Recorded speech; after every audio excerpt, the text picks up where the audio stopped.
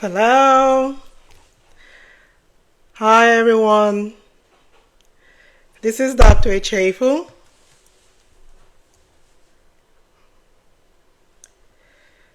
So we're about to start our live discussion with Dr. Winnie Eze. She has reminded me just now that her name is Dr. Winnie Eze. So I'll remember that. She's a good friend of mine. So we're going to,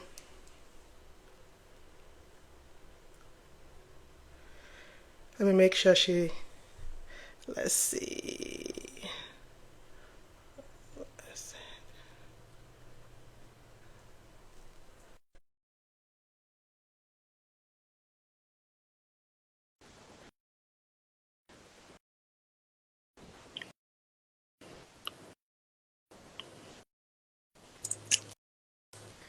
She will soon be coming on.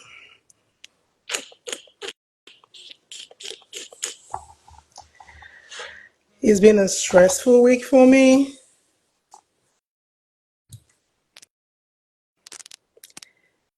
but we're making it. So when anyone asks me any question now, I always say, I'm surviving. Okay, we're waiting for Dr. Winnie Eze to join us. I hope everyone is doing good today.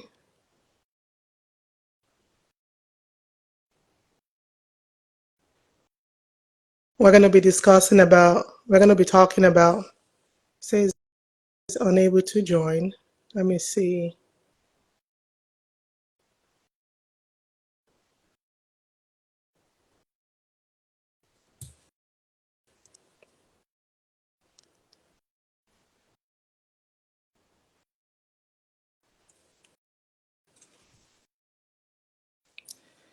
So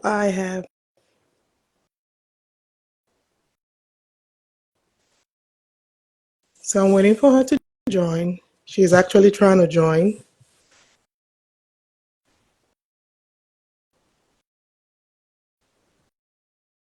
So we're going to be talking about importance of adding alopecia to your medical history. She's going to tell us all about it.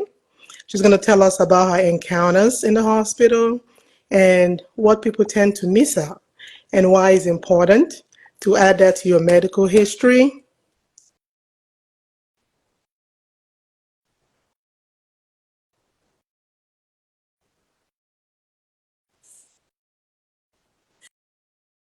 Keep saying she's unable to join.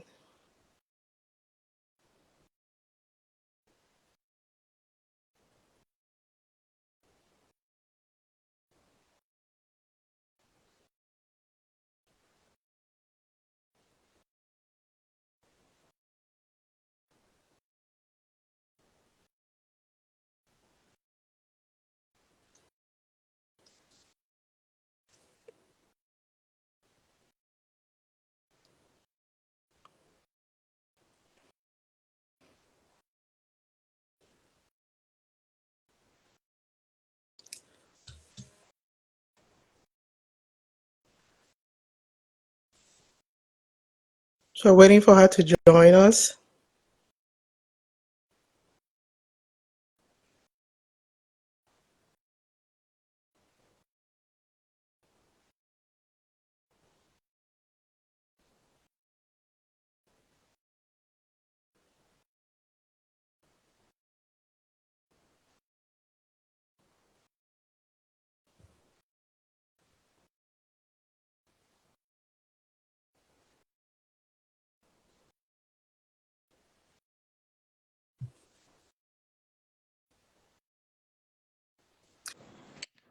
Oh my God. Can you hear me? I can hear you. Can you hear me? I can't hear you though. Hold on. Let me change maybe what I'm using. Let me change what I'm using. So maybe it's from me.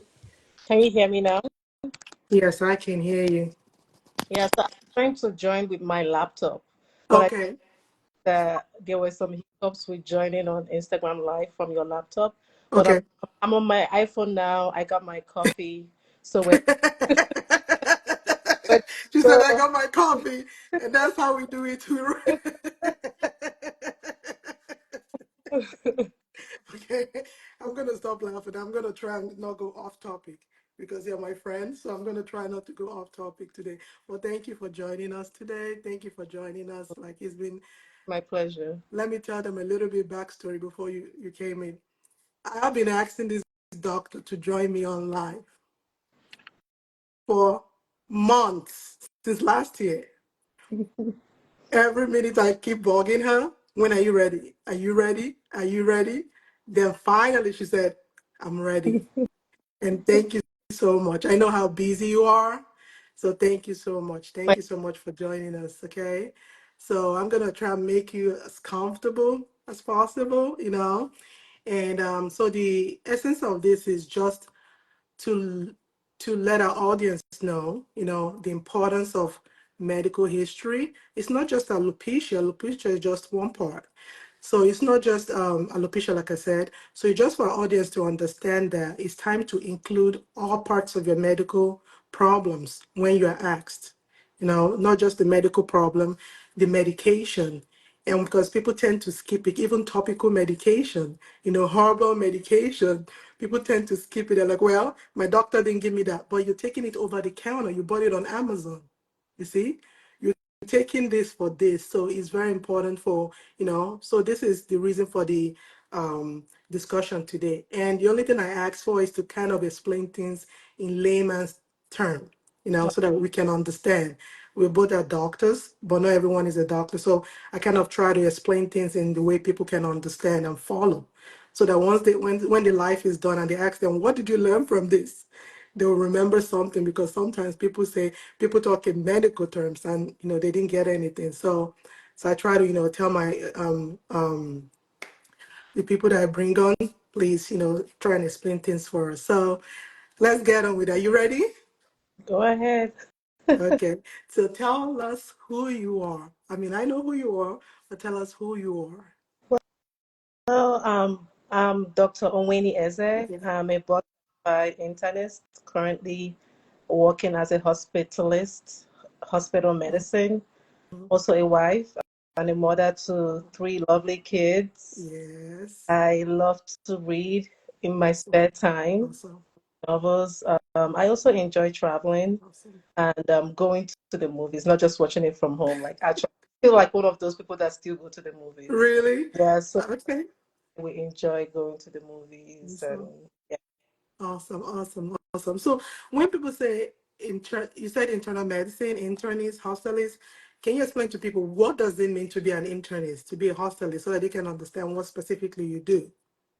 So internal medicine basically is a 3-year residency. We basically learn like um all like the subspecialties of internal medicine, but we don't like from there you can go into fellowship. Awesome. So when people talk about internists, they think more of like outpatient, but an Mm-hmm. internist can also be outpatient and also inpatient. Patient. So when you're inpatient, you're known as a hospitalist. Mm-hmm. Yes. So a hospitalist is like a doctor that specializes in taking care of patients while they are in the hospital. So Hospital. instead of just, seeing patients regularly in the outpatient setting, they are just like in the hospital full time. And I kind of think of us as like the quarterback of the medical That's patients right. That's right. in the hospital because we're coordinating with specialists, we're, diagnosing with tests, our physical exam, and also, like changing treatment based on like how the patient is What doing are you doing? hospital. So if you've ever been in the hospital, like the hospitalist is that doctor that makes sure everything runs smoothly. Right. You know how you have like an air traffic Yeah. controller at the airport? That's exactly, Yeah. yeah, Like I always say, like, don't let her play it down. Like, they're very vital. Like they're the gatekeepers of the hospital. I'm telling you, even if you come to have surgery, guess what? They're gonna be taking care of you. like medical clearance. We don't really do medical Medical clear. clearance. We do more of like risk assessment. Risk assessment. So so we tell like the surgeons like, hey, patient this, has this risk factors, Mm-hmm. probably the outpatient setting, or no, you can go ahead with the surgery. So Okay. Okay, that's awesome. So, like we understand it, like you said, the doctors when you're in the hospital, those doctors you see coming in to check up on you say, "Are you okay? How are you feeling? You know, this is what is wrong with you. This is the way we're going to be doing this." So those are the doctor, the hospitalists. You know, they're taking care of you in the hospital. That's awesome. Okay, now, so how important is medical history? medical history is incredibly important. Mm-hmm. It's like the roadmap that tells like where you've been and where you're headed, like health wise. Like when I'm talking to a Mm-hmm. patient, that it includes like past illnesses, like surgeries in the past, medications, Mm-hmm. and even like family history. Mm-hmm. Helps us like guide like the treatment we tailor for the patient specifically. Mm-hmm. I would say like without like medical history is like trying to solve a puzzle without all the pieces. Um, like let's say I have a patient coming with chest pain and I'm about to admit them. Whether they've had like heart problems or they've had like or they have diabetes or they have a Mm-hmm. family history of heart disease, Mm-hmm. that completely changes how I treat them based Mm-hmm. on the medical history. Yes, we take into account the physical exam, we look at the EKG, all that stuff, but the medical history is so vital. Mm-hmm. I always say like if like your medical history is like your car maintenance record. If you take your mechanic, if your mechanic knows what your car has been through, like what has been fixed, what has just been recently.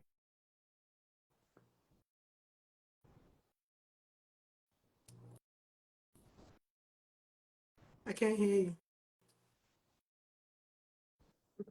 I didn't want to do this on the iPhone. On the iPhone. Okay. Yeah. It's okay. Whenever I don't hear you, I'll tell you. Okay. Okay. Yeah, so I was saying like the medical history is like a car maintenance record. It's like when you go to the mechanic shop, if your mechanic knows what has been fixed in your car, like the problems he's had in the past, they're able to like diagnose quickly and running smoothly. And the same goes for your health. Like it's very important to tell your physician like everything, like as accurately as you can. Let them know like your the past illnesses. Have you lost weight recently? Did you just gain weight? Were you just pregnant? Like how many pregnancies have you had? Like all those things are so important. So your Uh, medical history is almost like your track record, yeah, it's like a roadmap. a roadmap. It shows me, okay, this is where you've This is been, and based on seeing, help me know like where you're headed, health wise. so it's almost like if somebody misses something in their medical history, that can change the trajectory of their treatment. Oh yes, I've had so many patients that come in as like a Jane Doe or John Doe. We don't have like, and they're altered. And we don't have family to talk to. So we're basically like just going by our physical exam and going by like the lab test and all the imaging. We don't have like that extra like those pieces of the puzzle. We don't have it. So we're just like going by what we're seeing. But if someone that knows them was able to like provide information like medical history, help us like get to the root cause of why they're in the hospital in the first place. Maybe they had But a, maybe they fell, maybe they have a history of strokes. And strokes. that will help us, figure out quick, what's going on and provide treatment for them. Don't you like it when someone knows everything about their medical history? Don't It's you like? beautiful. Like, I have this like patients that come in and they have everything written down or they have it typed up and it's like, and then they have the medications. They even have when things were stopped. So when things like this is amazing. It makes my life so much easier. Like I'm able to tailor treatment specifically for those That's patients. right. I That's get right. them out of the hospital quicker because I know how long they're going to stay based on our discussion and everything. Now, quick question concerning medical history. How often? Okay, let me put it in percentage so people can understand. On a let's say 0 to 100%, have you ever had a patient say, "I have alopecia" as a medical problem? Never, Look at that. never. And And even though I'm in the hospital, one might say it shouldn't really come up in the hospital. But even when I was a resident, we did outpatient medicine. Mm-hmm. We tried to do like half and half during residency, and it never came up. And I think people are even, there's a stigma around it. Like people don't want to mention it. Now I think with all the campaign, people are more open. You hear people saying, I've lost all my edges," Mm-hmm.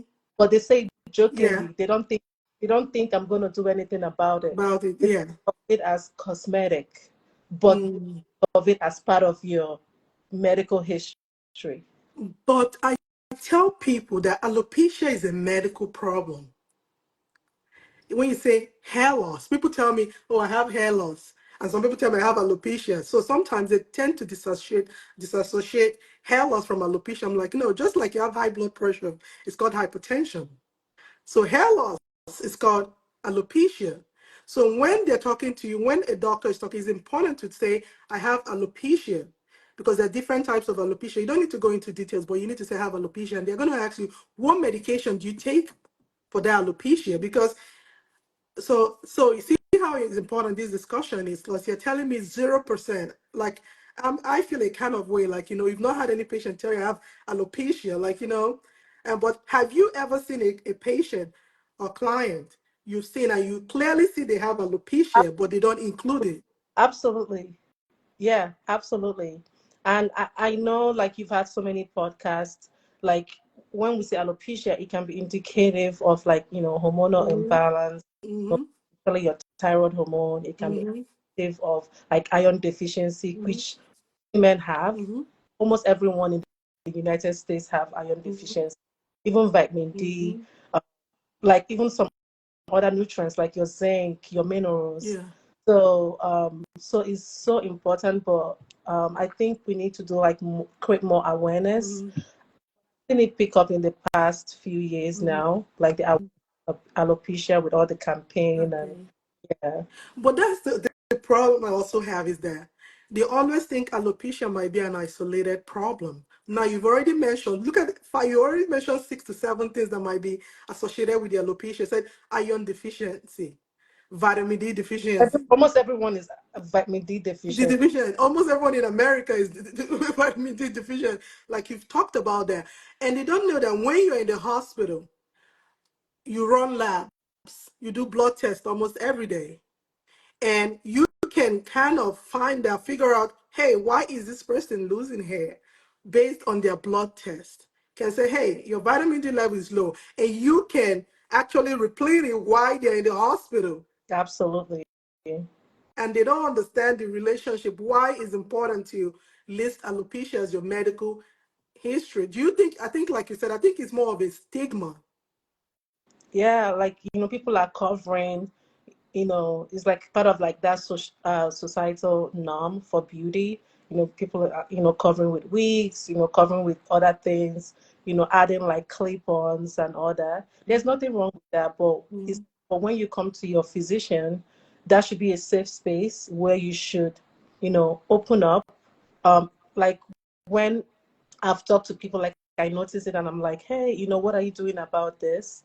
Um, what I prescribe is dependent on asking like even more invasive questions like, how often do you wash your hair? Some people wash their hair every day. Some people Mm-hmm. don't, based on like your hair texture, Mm-hmm. you know. So, So, another question: what about medications? so you brought up a great point earlier. We Mm-hmm. talk about medications. We think about medications and we're thinking about what the doctors prescribe. Of course, there are multiple medications that can lead to hair loss, like, your antidepressants, some blood pressure medication. But I always like to talk about herbal supplements Mm-hmm. because, and I like to always talk about saw palmetto. That's the one that is used for Mm-hmm. prostate.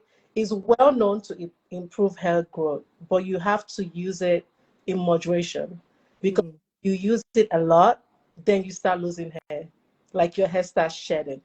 Because saw palmetto, it blocks the hormone DHT, dihydrotestosterone, Mm-hmm. that well known to cause hair loss. Mm-hmm. But I always ask people, are you using this herbal soap? They're like, yeah, I was told it helps with, hair loss and it can make your hair. But then if you're overusing it, then it's like almost paradoxical. Mm. It causes, hair loss, like hair shedding. There are Okay. other ones too. Too much of vitamin A, it can Now, push.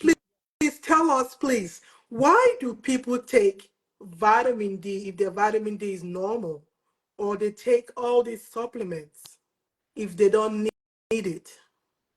Please help me understand that because I try to talk to people. I don't try to get into argument. Can you hear me? Dr. Wayne, can you hear me? So I think she kind of froze. So the next question I was about to ask her was about supplements. Let me see if I can add her. She froze.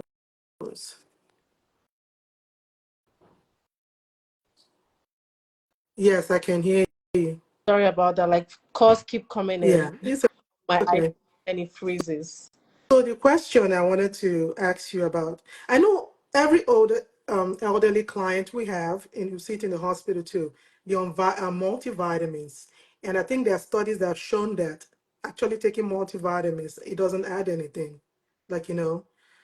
But now I see people taking vitamin D, zinc. Every question, anywhere I go for lectures, these are one of the top questions they ask me.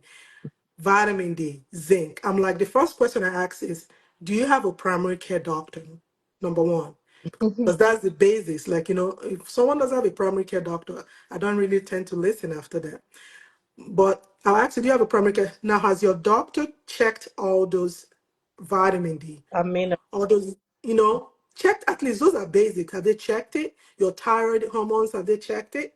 Even so, everyone that comes into my office, even though I can check it, but I tend to refer them back to their primary care doctor. Can you hear me?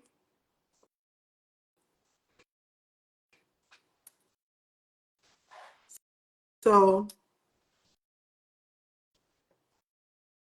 I think she froze again. So let's see.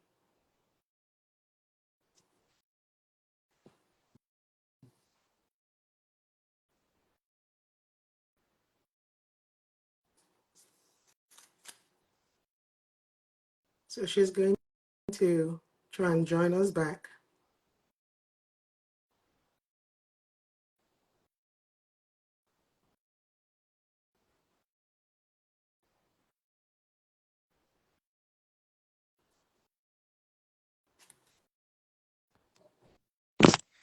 It's okay. It's okay. I promise you, I keep talking. Even when that happens, I keep talking.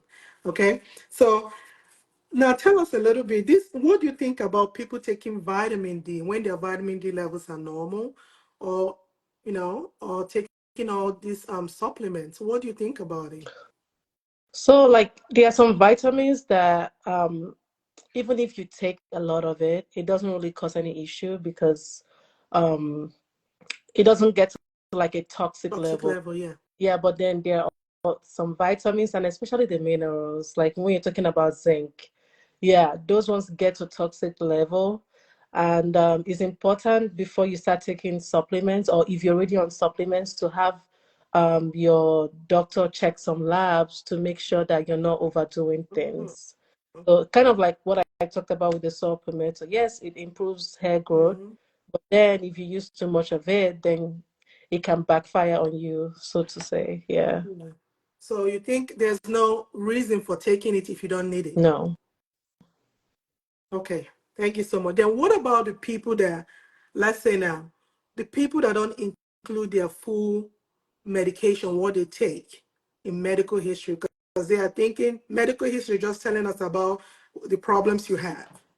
It also includes the medication you are taking. So what do you say, like now, people that don't include how important is including the medication you take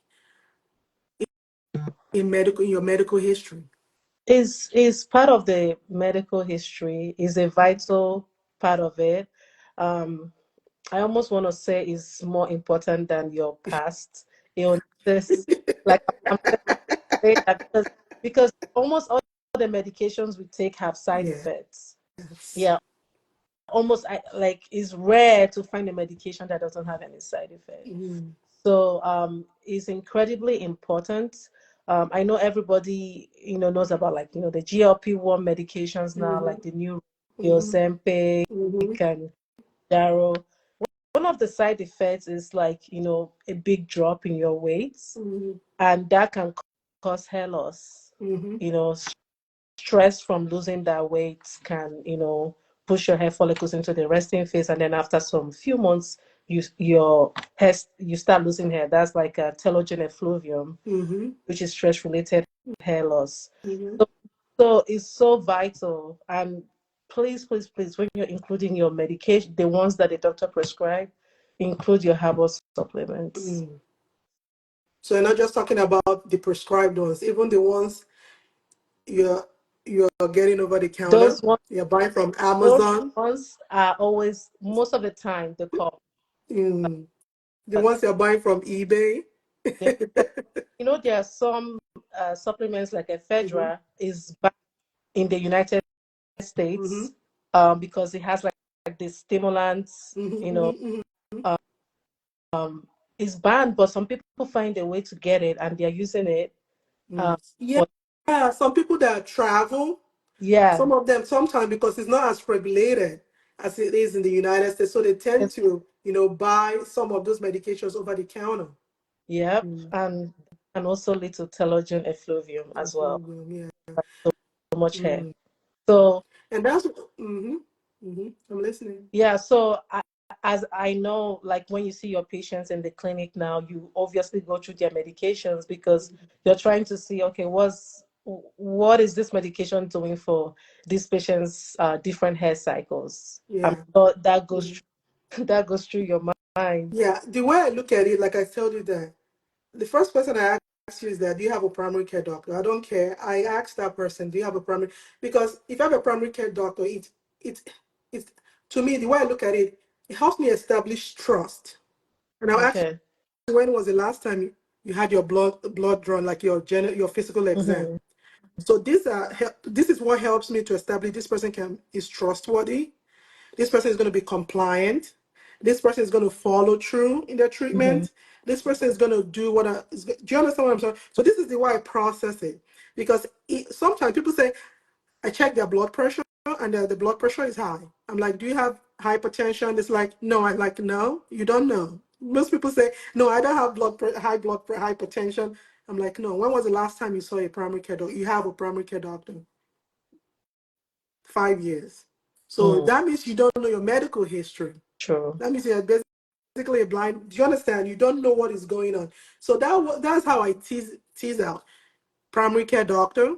Then I go through their medical history before I prescribe any medication. I go through and I also look at the age. Mm-hmm. If it's less than 35, greater than 35, because above 35 tend to have more medical problems. So I True. look at that and I go through their medications and I see, okay, what medication can I place them on, and also sex, male, female, what hormonal medication are they on and all that. So these are the way I look at it. So it will help me if there's a problem, like you said about side effects, reaction, because I've had a client like with hair loss. I started them on minoxidil. I promise you, they called me almost every other day. You Mm, know, doc, this is happening, this is happening, this is happening. I'm like, the best thing is to go to your primary care doctor. I prescribe this minoxidil. I'm only just a drop in a large lake. mm-hmm. So I gave you minoxidil. You still need to go follow up with a regular doctor and you need to tell them, hey, this was added. So this is included so that your doctor we know because you have hypertension. So they will know that if there's a drop in your blood pressure, there's also minoxidil that might also be part of it. Okay. So that's the way I look at it. So I try to ask them their medical history. I try to ask them the medication they're on, they've tried, they've ever used, the last time they've used it, because it's so important with some medications, like, to know, like, information is power. The more information you let me know, it will help me treat you better, like, so that I can take care of your hair. And if it's something that is not controlled, I send them back to the primary care doctor so that they can, figure that out. then come back and we continue working together. You see, I tell them I'm not your primary care doctor.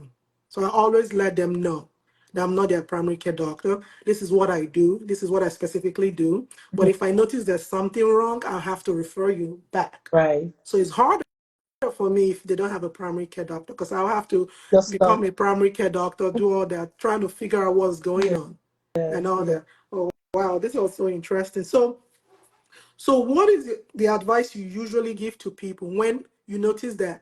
Because one thing, how we find out, sometimes we find out that people are not telling us the truth is that we go and do chart review. Mm-hmm. We go back and say, oh, they've had this. Oh, they've tried this. Oh, they've tried this.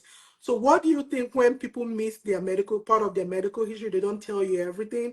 What is the advice basically you tend to tell them? What is the advice you tend to tell them or give them? So Sorry.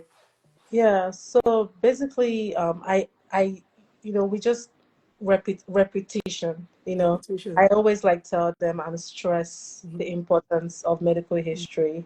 Mhm. Even when I see my patients in the hospital, I tell them, I ask, someone comes in with chest pain, I'm like, do you use any recreational drug use? Mhm. And they're like, no, no, no. I was like, I list out everything. I'm like, cocaine, heroin, this, that, that.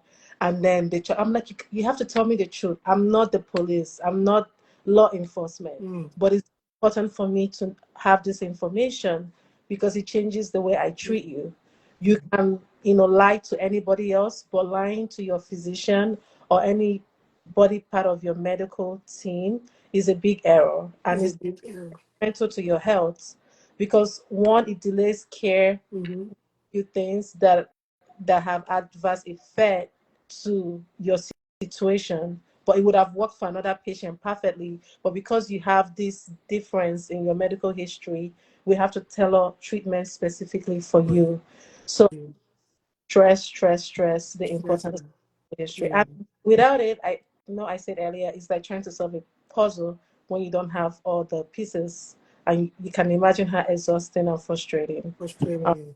Yes. that Wow. is. Yeah. Now, my feelings are hurt. Like, you gave it a percentage of 0%. Like, you've never had, somebody has never ever told you alopecia is part of their medical problems. And I think like what you said, I think they feel is more cosmetic. They Like, feel it's more cosmetic. cosmetic. Got They're it. coming to me with like, oh, I have chest pain, I have this, Mm. ache, you know, like Yeah. nobody's coming to me with like, oh, my skin is dark now. Mhm. You know what I'm saying? Yeah, They're yeah. more cosmetic. They're looking for things over the Mm. counter by trying to fix it themselves. Got it. But if Yeah. your skin is darkening around your neck, behind your neck, that can be indicative of diabetes. So all those things like, skin issues that pop up, hair issues that pop up can be indicative of an underlying, nutrition, Issue. Mm. hormonal imbalance, Mm. side effect. Mm. Like it could be a whole, it's better for you to tell us and we tell you this has nothing to To do do with with, it. than Yeah. for you to go on out Mm. and things get worse. Because what happens with hair loss is that it gets to a point where you start having scarring. Um, And once you start having scarring, that's permanent hair loss. Now it's too late. Almost too late to you will know better. Almost too late to intervene. But I mean, I mean, I don't mean from a person. sometimes education. You said? I didn't mean from a personal experience. I I know, mean, I know, I get it. I yeah. understand. I mean, sometimes, and that's why I say education is very important. That we doctors need to speak up more Mhm. because there's a lot of misinformation. Like, there's a lot of use this, use this, use this, use this, you know, when use this. And so as physicians, I think that's why this is important. Like, we need to speak out more, give the right information. Like, you're not saying don't use your over the counter things. We're just saying know how to use it. And let's rule out like other Other serious thing. Yeah. serious things. Once we rule out other serious things, then you can use like, the over the counter creams and all that to like solve the issue. Yeah. I can promise you that they will ask me castor oil, mint green, tea tree oil, this. I'm like, I'm not against, but I'm a medical doctor. I'm a physician. I practice medical sciences. So I have to give you what is proven to work. So Yeah. you can use that in addition to. And like I said, when you come in, just like I said, when you see somebody in the hospital and they have hypertension or their blood pressure is high, Mm-hmm. and they don't have a history of blood pressure, hypertension. If it's an outpatient setting or they see their doctor, usually they give them 3 to 6 months. Go and do your diet, weight loss, Keep whatever. your logs. Yes, keep your logs. After that, if it's still not working, you need something more. Yeah. And that's the way I look at it. I'm like, use whatever you want to use. That's okay. But after a couple of months, couple of years, and you're having advanced hair loss, I think you need to do something else. You need to stop and reevaluate and say, okay, I need to go see a physician. Maybe because you can have lupus too. It can show up as hair loss, autoimmune diseases, Psoriasis, thyroid issues can be autoimmune, psoriasis, you know. and all So psoriasis, so there's so many things that can give you all that. So it's not just them telling you, I have psoriasis, I have lupus, but that might be the reason why you're losing hair. that's You true. see, and only when you talk to your doctor, when you're open with your doctor, that she can connect it. And that's why we come up with differentials. Right. Say this might be this, or this. So thank God you're saying it too, that you how important is medical history and adding alopecia. And I pray too that most physicians start asking, when you see, try to be sensitive, because most people with hair loss is very it can Some be more people are emotional, going to therapy. Some people are going to yeah, radiation. the So issue. I, Yes, but it might also be anxiety related. People that have stayed in the hospital for 2 months in the ICU, in the critical unit, they can lose hair because of stress. yes. So, as a physician, I think we need to start documenting it, hair loss, so that we understand, you follow the trajectory, it's part of it, because you might see the person on the first day, they don't have hair loss. Then after 2 weeks of them being in the hospital, Everything starts falling off. start falling off. It might also be that they're pulling their hair, the Right. anxiety, they're pulling their hair. Yeah. So it's good for us to document it so that you understand, before they'll tell you, is the medication, is the vancomycin, the antibiotics you give to me Right. that's pulling my hair. I didn't have hair loss when I came to the hospital. Have you heard people say that before? Yeah. Yeah. I didn't have this. Now I'm having it. Even pregnancy, women lose hair. Lose hair. Women lose Mm-hmm. hair after pregnancy because we're Yeah. taking vitamins That means. during pregnancy. Everything is glowing and growing, Mm-hmm. and then you have the baby, the stress of having the baby, and then you start shedding. That's also important part of your Yes, history. yes, So yes. So, and that is what I deal with for women. And that's the other thing you told me. When I see a man, I treat women different from most of the time, because women, number one, is stress. And stress can manifest in anything, So yeah, I go deeper for women, because I can start a treatment right now. After 6 months, I reevaluate and I see it's not working, we change. I'm like, okay, we need to add this blood test. We need to do this. right. But for men, it's usually more straightforward, But for women, we kind of, have to go through the whole A, B, C, D, E, F, G, H, I, J, K, L, M, N, all that. So, but thank you so much for this discussion. It was awesome. Do you have any final words for us? Because I'm about to log Yeah, out. yeah. Medical history is important. Um, I know people like, can you order this test for me? I want MRI, I want CT scan, but tell us your medical history. Let's start from there. And more like most times we find the root cause just from your medical history. And test and the labs and the imaging is just to like confirm what we think or rule out like the bad. What? Okay. Thank you so much, Dr. Winnie Eze. See, I got your name. I never missed it. You got Winnie Eze. I got it. I got it. perhaps this is like my first podcast. Uh, Awesome. See, so you're going to be coming here often. Every 6 months, I'm going to bug you. I'm going to say, are you ready? So I see, didn't you enjoy it? it was See? nice. It was nice. See, Yeah. I told you, like, I try to make it not an interview. I try to make it more discussion, like, Mm-hmm. and so that it can flow, because that's the most important thing. So, because when I go to other podcasts, I try to, try and also try and make it a discussion and all that. So, thank you so much. Thank you. See you. See you. Love you. Bye. Bye bye.